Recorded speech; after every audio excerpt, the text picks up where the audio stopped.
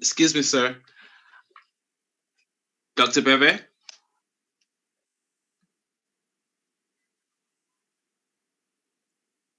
Hello, Dr. Bhebhe? Hello, Michael. Yeah, but I think you might have to stop sharing your screen, like for the introduction. Oh. Yeah. Okay. Yes. Thank you.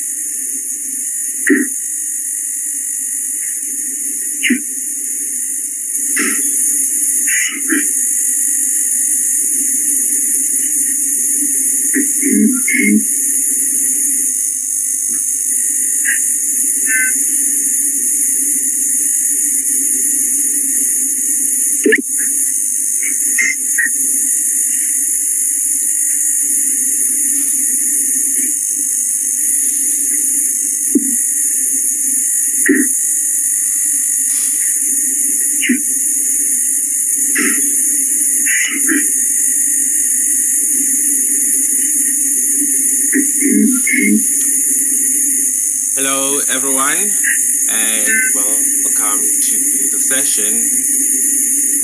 My name is Makawe, and I am an honors student at KZN. I'm currently pursuing a film degree at KZN. I'm also a project support officer with the Center for Creative Arts. I would like to welcome everyone to the session, a presentation of Dr. Bhebhe's study, which is titled the KZN Film Sector-Based Study. I will be telling you more about Dr. Bhebhe later on, but before I do that, I just want to give you guys a few housekeeping rules.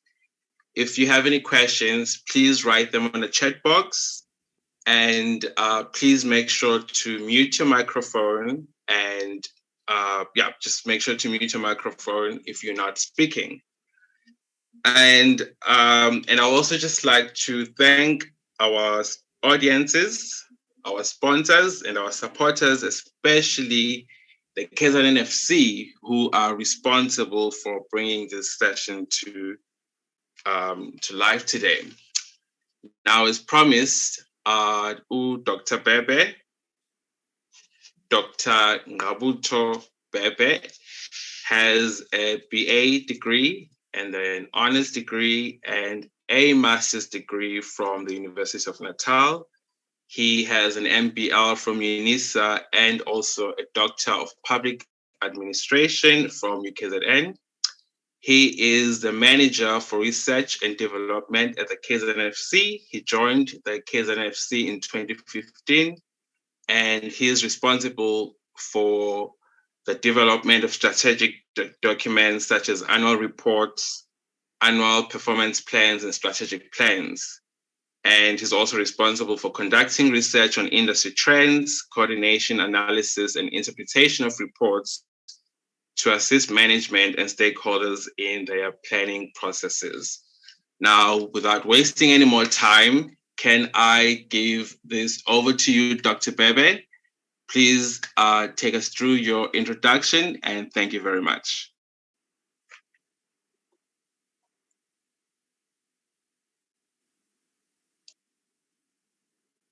Thank you, Chair. I would like to share my screen, colleagues.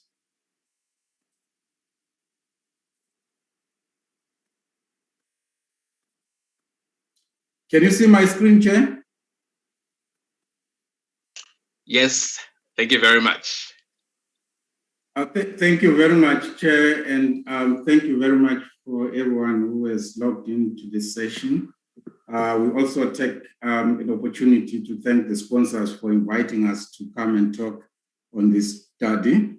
As the Chair has just said, the study is on the baseline of the film industry in KZN. I'll take you quite a few slides, but until the end, you note your questions, then we'll answer all the questions at once. As in terms of the outline, I will cover almost 6 areas. I will provide an introduction, provide a scope of the film sector, provide the trends analysis, and then the perception of the students that were interviewed in the study, and look at the economic contribution of the KZN film sector, and then provide the conclusion. I think just as a way of study, of introduction, this is a second study. We did the first baseline study in 2015, 2016. A baseline generally is something that provides you with a descriptive analysis of what the current status of the industry is. That's what we are referring to as the baseline study. And the rationale of doing a baseline study, colleagues, is just 2 things that come to my mind. The first one is to identify those positive things that are happening in the industry so that you can continue doing well and reinforce those positive aspects that you are doing well on. The second aspect of a baseline study, or the rationale, therefore, is to identify those negative things that are happening so that you can devise corrective measures and ensure that you get into line and do the things properly. So that is in the nutshell what a baseline study is. When conducting this baseline study, we had the following objectives that we wanted to address. The first one was to find the contribution of the KZN film sector to the gross domestic production. The second part was to find or identify the impact of the film sector in terms of job creation. The third aspect was to look at the transformation aspects, how transformed the industry is in KZN. The fourth aspect was to look at the barriers of entry. What is it that is keeping other people out from the industry? The fifth part was to look at the supply and the demand side of the KZN film sector. And the sixth part was to look at the mechanism of actually funding the film sector in KZN. So those were the objectives that we outlined before the study. And then we conducted the study being influenced or being guided by those objectives. As I have said, this was the second study. We did the first study in 2015, and the second study was done in 2020.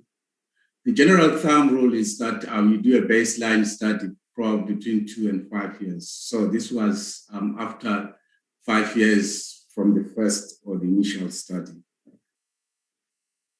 In terms of the methodology that we followed, we had interviews, we had surveys, and we also looked at the literature. I must say, colleagues, that as we did this study in 2020, we were really confronted by the challenges of COVID by that time. It was not easy to get response from our respondents because of various things, lockdown, people were not able to access their internet, their mails. So there was quite a sort of a lapse in terms of the responses. However, if we look at the responses that we got from the students and the graduates, there was quite a positive response in that sector. We got about 46% of the respondents from the population that we had identified as the student population or graduate population. There was a little bit slow or small response from the industry in general. We got about 16%. But again, as I've said, I think the time really determined what we got out from the respondent, particularly the industry participants during this period. This slide shows some of the stakeholders that we spoke to. We spoke to the industry, as I've said, we spoke to the home offices, we spoke to the government agencies. Those were generally all the guys whom we identified in terms of the stakeholders engagement and whom we sent the questionnaires to. Some of them were telephone interviews with.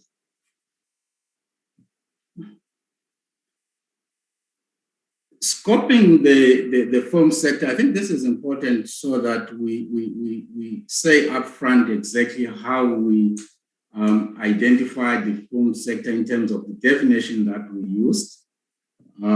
This is the definition that we used. And probably let me say first, what is it that we didn't count as the stakeholders in this survey? Those are the categories of people who do TV commercials, who do still photograph, and also people who are in the new platforms. And I think as we reflect back, the new platforms like gaming, this is becoming really a big sector. So it's something that as we go forward, we'll try to ensure that the new platforms are covered. But what we did cover is we used the definition that is used by NFVF to define the South African film sector, which includes feature films, documentary, TV series, animation, and short films. So all those stakeholders who are in that industry or in that part of the industry, we tried in the province to ensure that they participate in this study. In terms of the trends, as I've said, colleagues, we were guided by what we did in 2015. The first aspect that I can talk about is the issue of transformation. In 2015, one of the key things that we found out was that in terms of transformation of the KZN film industry, two things came out as outstanding, if I can use that word. The first one was that the businesses are generally family businesses. And it is not clear and it is not easy to actually try to push forward or to ensure that business that are family owned, you can transform them. There are other aspects that you can work around, but to say you want to transform a family owned business becomes a challenge. And the second issue that we identified in 2015 was that generally the film sector is composed of small businesses in KZN. You'll find that there is 3 to 5 people who are full-time in that business and 6 to 7 who are part-time. So the industry is quite small and the businesses are small also. Therefore, the issues of transformation that we tried to focus on were more outside to transform the business per se, but to look at ensuring that youth is trained, women are empowered to participate in the industry. So we went the other way around, particularly focusing on training and support to ensure that that transformation comes from another angle rather than the angle to say, change the demographics of the business. So we looked at support in terms of training, support in terms of bursaries to students, support in terms of providing businesses, particularly as KZNFC, providing businesses to those emerging filmmakers so that they can make it into the industry. Of course, we also had our own program, which is called FITI, Film and Industry Transformation Initiative, which aimed at assisting those graduates who have just finished school to ensure that they get a footing into the industry by understanding the industry fully into its totality. Then coming on what we actually found when we started doing the survey, colleagues, I'll start with the graduates part. One thing that we identified in 2015, 2016 was that although there were film schools in KZN, generally those who finished left immediately after finishing to other provinces. And we found that they generally had to go to Johannesburg, they had to go to Cape Town, mainly because there was not much business in the province. But as we have noticed that from 2015 up to 2020, there have been quite a good activities in the province. And our key focus was to say, what is it that is happening to these graduates as the industry is starting to take off in the province? Taking off also was part of the support that was provided by the Film Commission. And we looked at things like internships. We looked at the training programs, particularly the training programs that the KZN Film Commission provides to students. We looked at learnerships, we looked at more mentorships, we looked also at short courses. We also, in looking at how these students are getting engaged into the industry, we asked them whether they actually feel adequately prepared to participate in the industry after finishing their studies. Most of them, they said they are prepared. But however, we realized that even though the trainings have increased or the support in terms of training has increased, very few respondents actually indicated that they are using these platforms and avenues for them to ensure that their participation in the industry is enhanced through post-training or post-university or post-college trainings.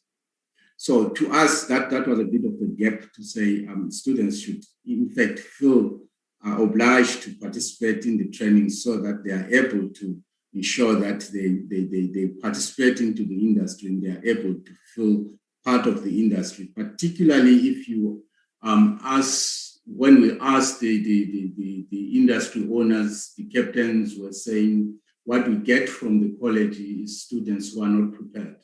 But what we got to the students was that they because probably also of the number, they have not fully participated in the post-school training programs. We also therefore looked at, for those students who have completed their studies, the challenges that they face in terms of employment. Most of them felt that the opportunities are still very scarce in the province. This was quite a big number who felt that productions generally, which we've known about, that generally in the industry, when people want people to come and work for them, they go for those people whom they know, and taking risk to their students at times with a project that has short time frames, huge budget becomes a really big risk. So you'll find that it becomes difficult for post-school students to immediately get into job employment. As a result, they indicated that the job opportunities are scarce.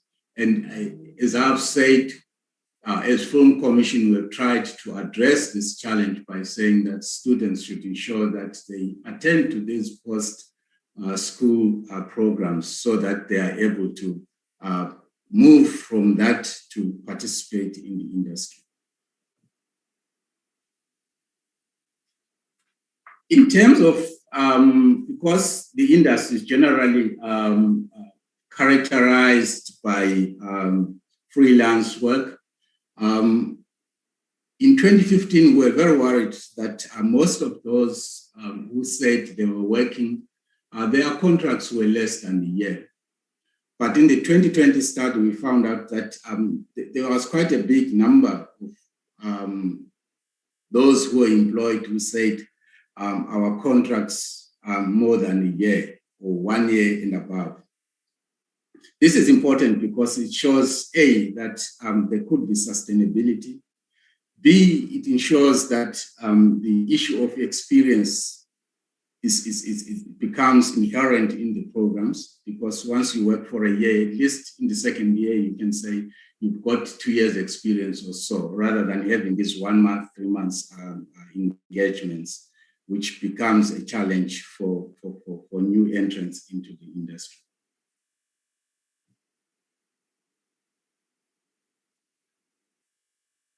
The other thing that we try to identify is to say, where are the students employed post their studies?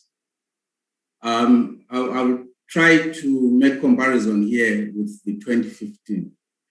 In 2020, we had 45% of the students who said, oh, we are employed in the film sector or TV-related work. This was a drop from the 2015 study. The 2015 study, we had 49% of the students of the post students who were employed in the film or film-related work. So there was a drop in the 5 years. For those who were unemployed, I think let's look at the third bar there. I think this talks about the youth unemployment. 28% of those who have finished in the film-related courses were unemployed. And compare this to 2015, it was 18%. So there was an increase of about 10% in that area. Employed in other sectors, in 2020, about 10% of the respondents indicated that they were employed in other sectors other than the TV and film industry. This has gone up. In 2015, it was 6.8%. Studying,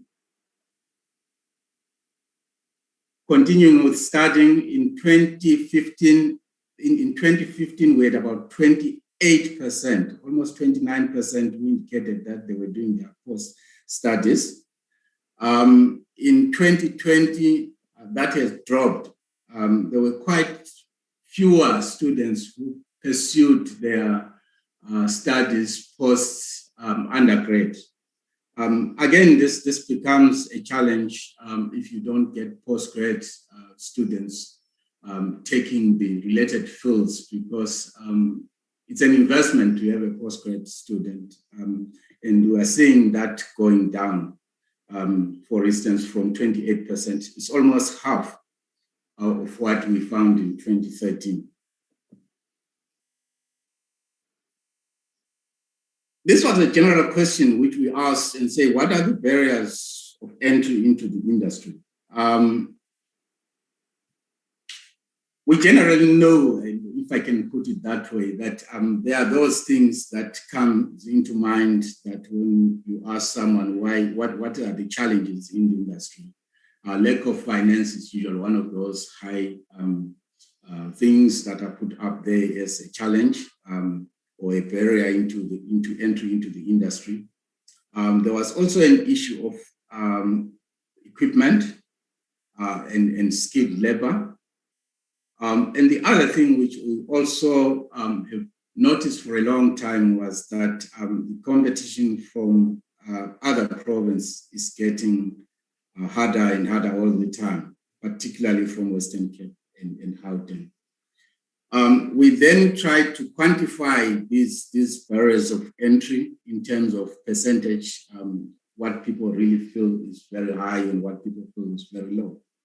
Over the half of the participants felt that lack of funding support was one of the key, was quite high, comparable to other things. I think the second issue that was identified as a barrier was high cost setup. To say to participate in the industry or to get into the industry, you need capital. There are high costs for startups. But again, as I've said, I think lack of funding still tops there, and almost over the half of the participants in the study indicated that as a barrier to entry. We also tried to find from the participants whether they've had any support from different institutions that are in the province.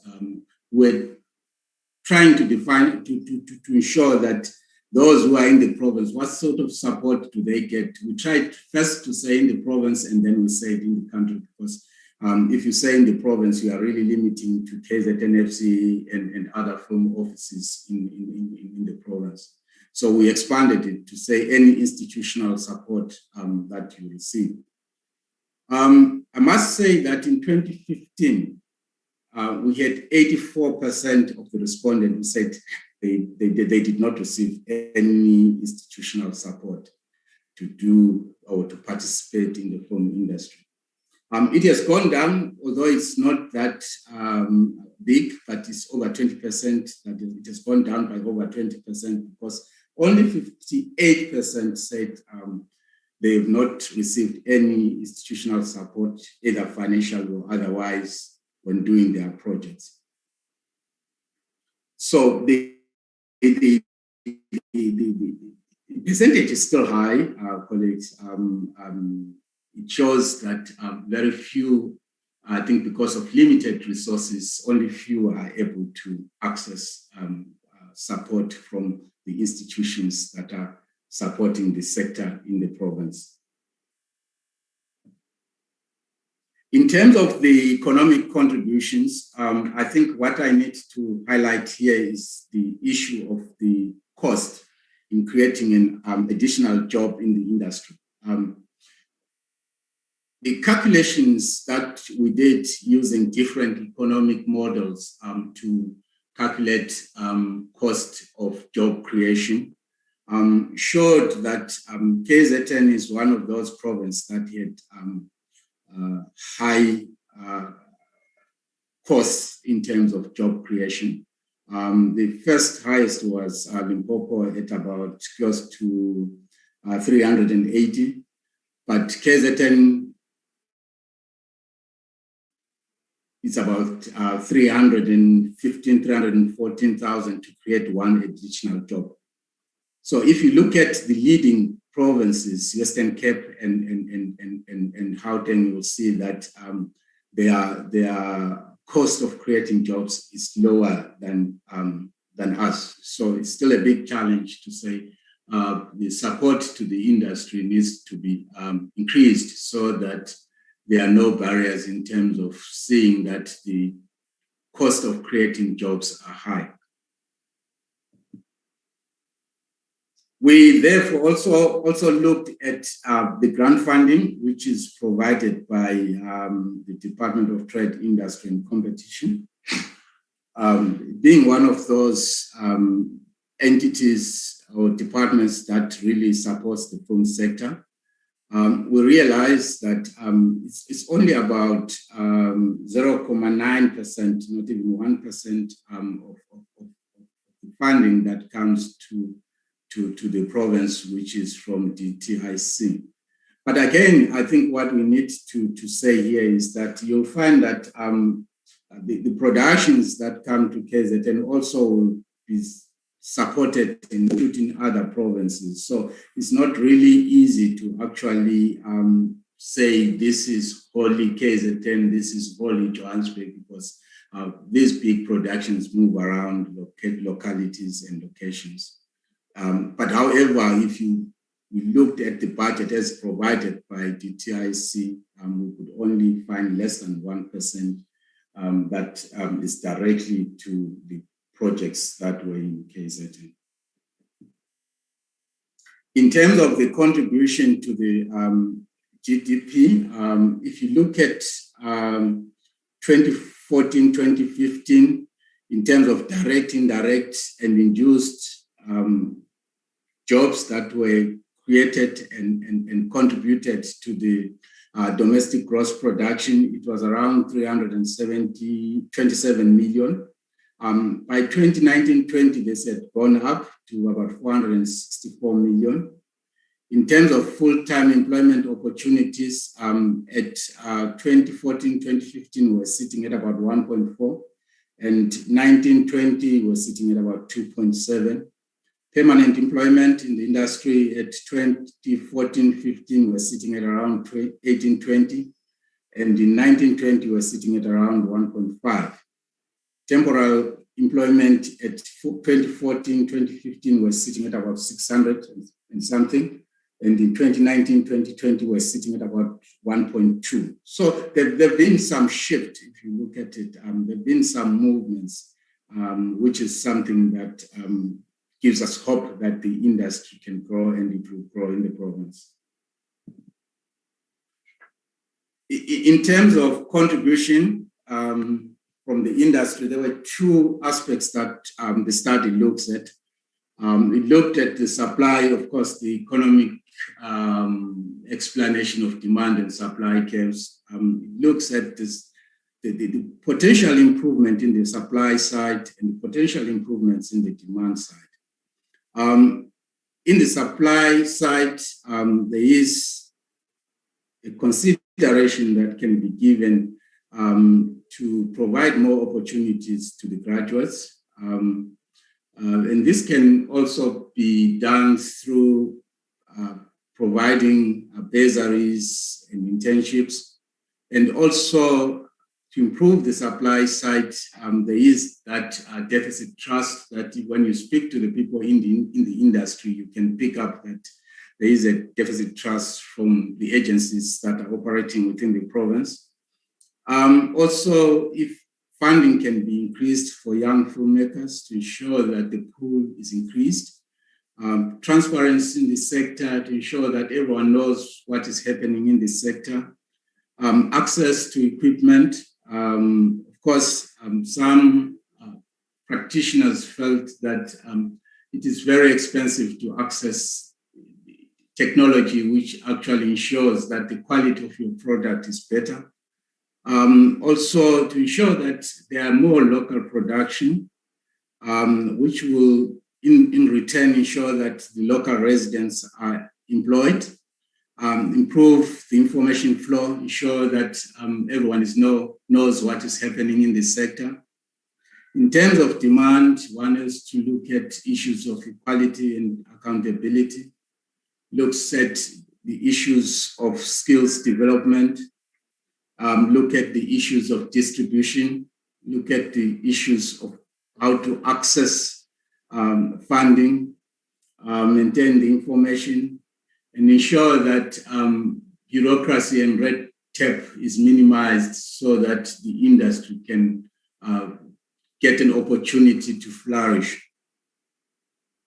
And as a final slide, Chair, we've always looked at this in terms of what are the strengths and what are the weaknesses and what are the opportunities in the industry. In terms of strength, we know KZN in terms of its location, in terms of its environment. It's one of those areas where filming can be done at all seasons around. It's got good scenic environment. Also, the province is quite accessible. There are no issues in terms of permitting. The province is known of its heritage and culture. Generally, there is also availability of labor, and also the existence of the film cluster, which support emerging filmmakers from KZNFC, has been one of those strengths in terms of supporting the emerging filmmakers in the province. In terms of opportunities, we identified that the development of a studio will be one of those opportunities that can ensure that the industry grows and ensure that there's a growing or an increase in attracting international and national and local interests to come and do their work in the province. And also there is a potential growth in terms of ensuring that the internet, because it's one of those things that now will characterize the emergence of the new platforms. In terms of the,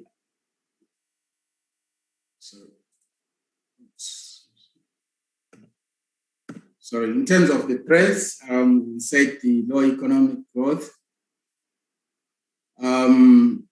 Pirates is still a threat. COVID is still a threat.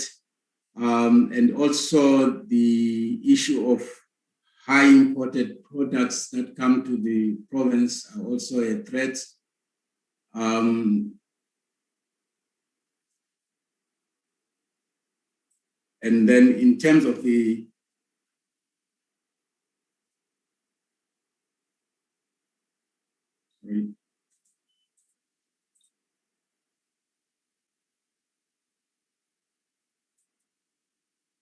in terms of the weaknesses that we had identified was the lack of skills, limited availability of infrastructure, challenges of transformation, because to ensure that there is proper support, the issues of transformations need to be addressed.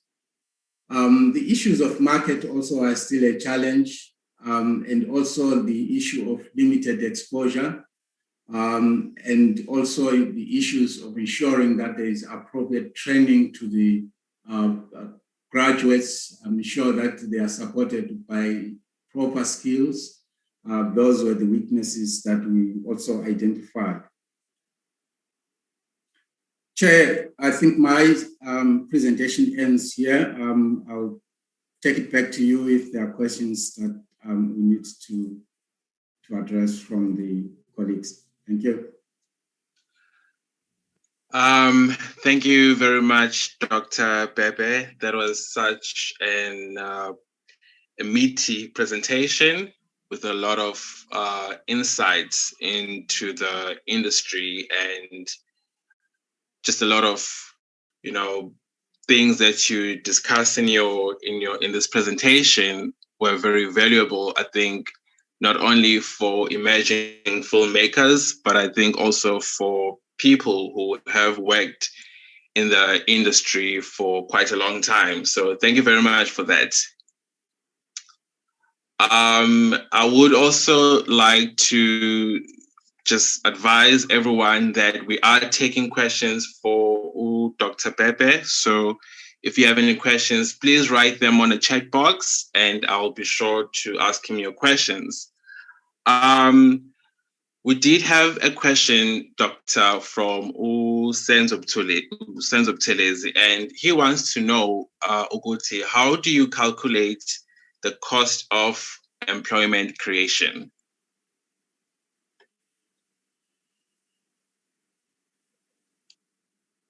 Thank you, Chair. Yes, Senzo, there is a software that is used to look at, in terms of the total work that has been created, the value that has been created in that industry. And it's an economic formula that is used. And we use that software to calculate the value of the employment creation. All right. I hope that answers your question, Mr. Buthelezi. Thank you very much, Dr. Bhebhe. Now, you mentioned... probably, yes. If he needs the formula, I can get the formula and the softwares that I use to do those calculations. All right. Thank you very much. Yes. Now, you also mentioned COVID in your presentation, and we all are very much aware of the devastating results that not just the film industry have experienced because of the virus. But I would also want to know from you how exactly has COVID affected the film industry?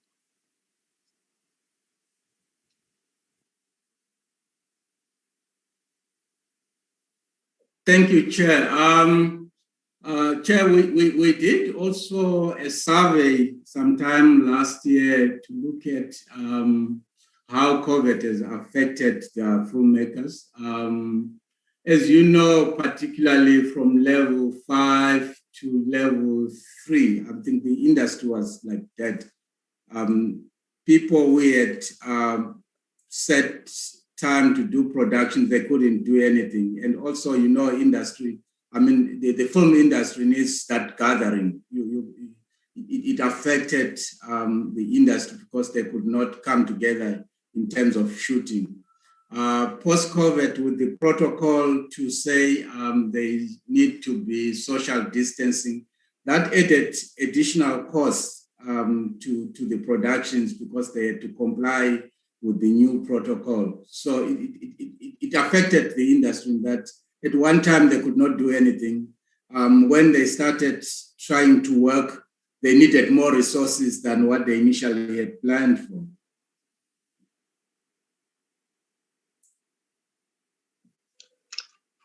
All right, thank you. And how can one actually get support from the KZNFC?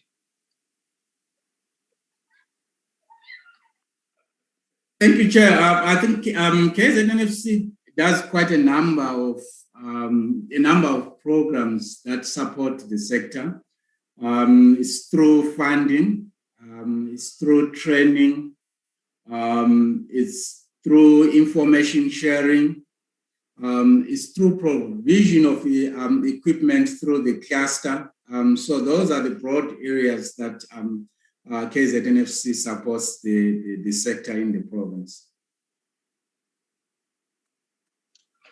Thank you. I'll also like to again remind everyone that we are taking questions. So don't be shy to send in your questions, and I'll be sure to ask them on your behalf. Now, you spoke about the issues of transformation, and personally, I thought it's quite a challenge because, as you mentioned, how do you tell a family business to transform and to look into dealing with the issues of transformation within the film industry?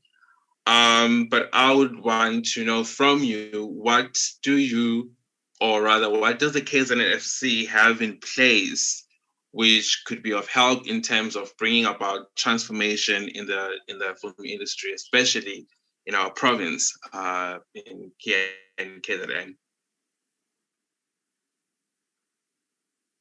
Yeah, thank you, Chair. I think you are right. The issue of the size and the structure of business is really a big challenge. But as I've highlighted, one of the interventions that KZNFC tries to address issues of transformation is through the training to ensure that people have got proper skills that they can enter into the industry and participate. And also through the support in our suppliers development programs to ensure that those people who don't have the resources are also able to access resources so that they can participate in the industry. And then maybe while we're still on the transformation subject, I think a whole lot of us, when we think of film, we're thinking writer, actor, producer, just people that we see who are being credited, the first 10 people who are credited in films and TV shows. What kind of support, and can you also maybe even let us know of other avenues, or rather other roles that are available within the film industry, which maybe that don't have a lot of people, they don't have a lot of that don't have a lot of people in those roles. Like I just said, we just think writer, director, actor, but there's more to filmmaking. And maybe if you could let us know of that and how the KZN FC is also supportive of those kind of roles. Thank you, Chair. We've got a number of trainings, short courses that are done on the technical side. As you have said, generally people forget that the industry is big enough. Yes, the technical side that requires people to participate in. So we do have those courses that we run, and we do those courses across the province. I think the other general feeling has been that we've not been spreading enough across the province to support people who require the certain skills. So we do those types of trainings across the province and ensure that those who have interest to participate in the sector get opportunity to get those learnerships and trainings that they require. And I think also what is important to say here, Chair, is that we get quite a good support from the MEXITers. We have supported some of our training programs across the province. All right, thank you. Here's a question from Nombu. So they want to know if Black women and members of the LGBTI communities, if there's a process of transformation that is focusing on them, and if yes, which organizations are in place to protect them, since sometimes the challenges are a barrier in entering the film industry in KZN. Thank you, Chair. In terms of we've got target, what we call segregated beneficiaries. That is women, people living with disabilities, youth, military war veterans. So there are those targets for those groups that we are aware. This is not only probably something that is done by KZN FC, but it's a target that is given for all public sector entities that you need to address these previously marginalized groups, and you must have a target that you ensure that you achieve in your annual performance plan. So we do have targets to say the youth should be this, women should be this, people living with disabilities should be this. So we try also to ensure that this program cascade to the communities, and they are aware of the targets that we've got to address those imbalances. All right. And Senzo, thank you, Senzo, for another question, wants to know that OT 0.9% share in funding is very small. So how does the KZN FC plan to improve on this?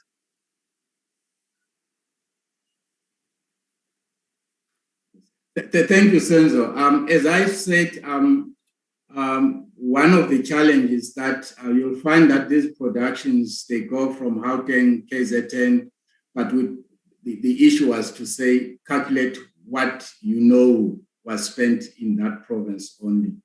And what we tried to do as KZN FC was also to speak to these national entities to be transparent, to say, what sort of budget do you provide to the province so that everyone is aware? And indeed, as you are saying, less than 1% of that big budget to the province is something that probably cannot be acceptable.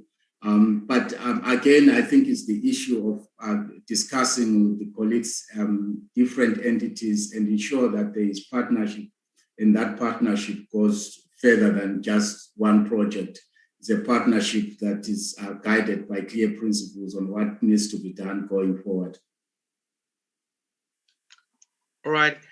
Now, you also mentioned the unemployment rate, which was at 18% in 2015, and unfortunately sitting at 28% in 2020. And of course, this is kind of disheartening. And I think that my concern, and perhaps the concern, as I assume I'm speaking for everyone, is what can we do to address this? And you've got the KZN FC, but what is the KZN FC doing, and what can the industry itself and everyone who's in the industry do to support, to make sure that we bring this number down? Yeah, no, you are right, Chair. I think the issue needs probably to be simplified to say, immediately you put that percentage, you are actually referring to youth. It's youth unemployment. Post-school is that youth category. And also, if you look at the unemployment rate around 2015, 2014, it was around 20 or so. So it really talks about the percentage of youth unemployment. How are we addressing that? As I've said, we've got programs and targets for youth to say whatever we are doing, what sort of percentage of youth should participate in the programs that we are doing. And also we do encourage the industry to say providing internship to youth is a good thing to do. It's something that we feel as the Film Commission should actually be encouraged to all the participants in the film sector. Okay, and then again, you mentioned this in your presentation, that everyone sort of leaves for Johannesburg or the Western Cape if they want to work within the film industry.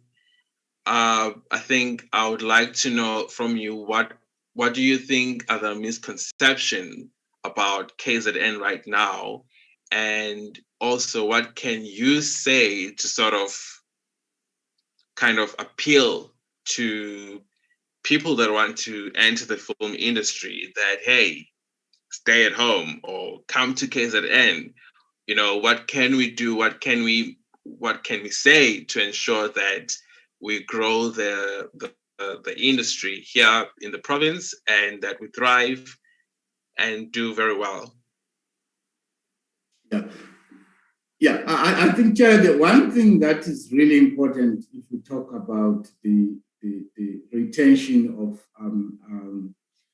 postgraduate or post-school students in the province is to ensure that there is enough work. So support to more local productions will ensure that people complete their studies, find employment within the province. It's a good thing to do, because if you look at the GDP, it talks to that people get employment where they stay and they don't move, and that would be one good thing that should be done. I think to ensure that more productions are supported, more local production gets support in terms of funding, in terms of infrastructure, in terms of everything that one can think of. And also the other thing that has always been important is to say the local stories needs to be told so that you also grow your audience.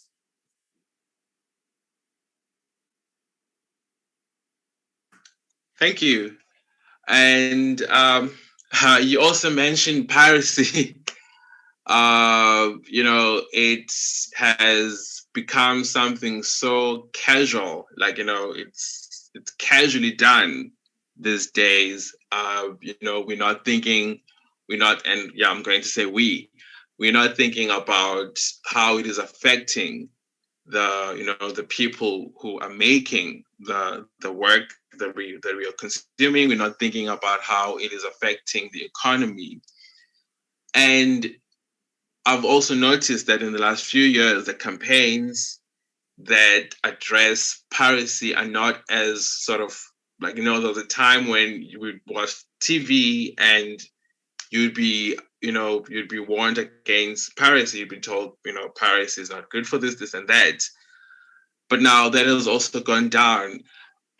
Is there anything that you think we and the KZNFC, everyone can do, except, the obvious one, stop piracy?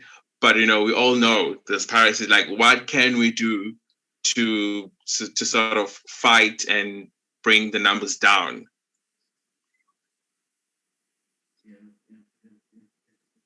No, thanks, Chair.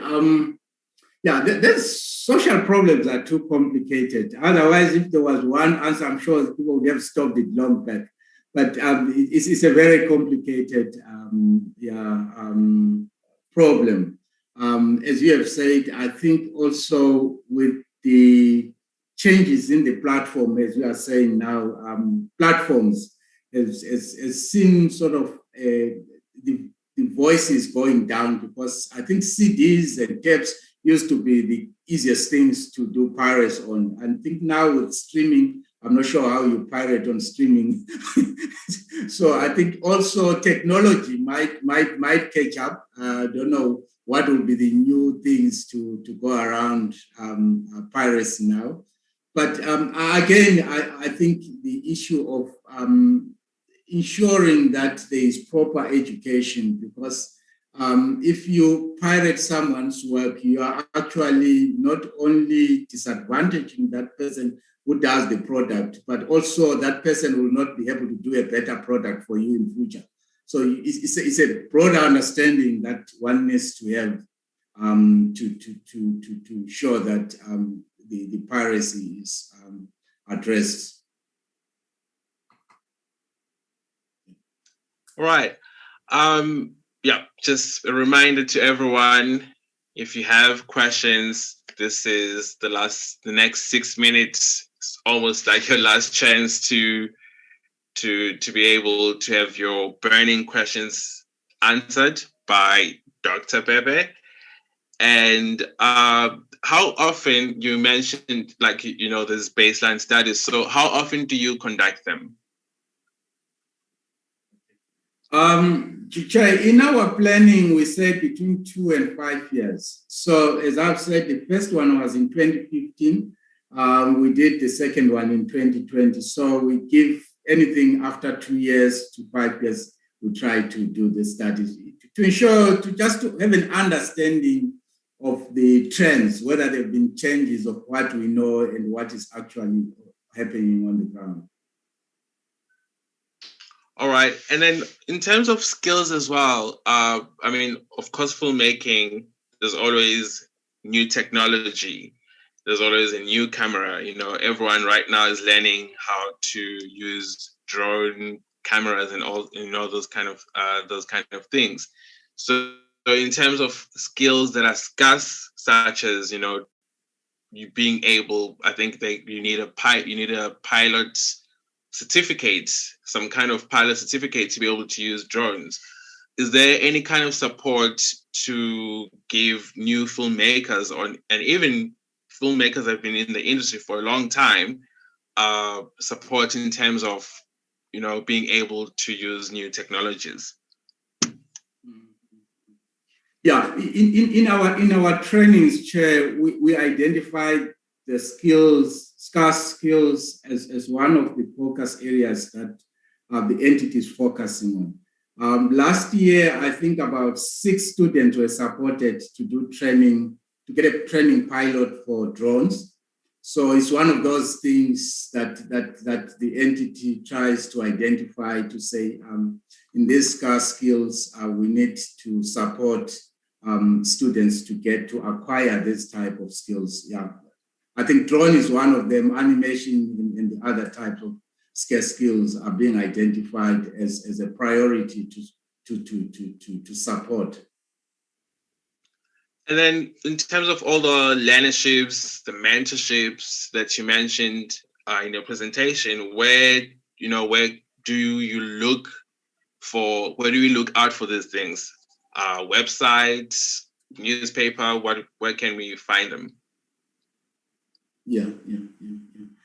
Chair, even our research papers, I will actually encourage colleagues to go on our webpage. We put all the information on our webpage. I think also in terms of training programs, they are also on our webpage, and we also have quite active social media platforms where we put these things out. But in case you miss it, just go to our website and you'll find those things. An info email that you can send an info there, and then someone will respond to you and provide you with the relevant information that you might be looking for. All right. And maybe what's your website? Just for people who might not know. What's your website address? Our website is www.kznfc, or just search filmcommission.co.za. That's our website. All right. One more question. Film Commission. All right. Thank you. One more question from Utuli. What is the reason behind KZN and Limpopo to have the highest cost of creating additional jobs? Yeah.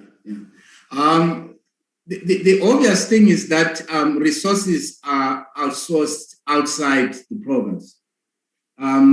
For instance, let's suppose you want some equipment.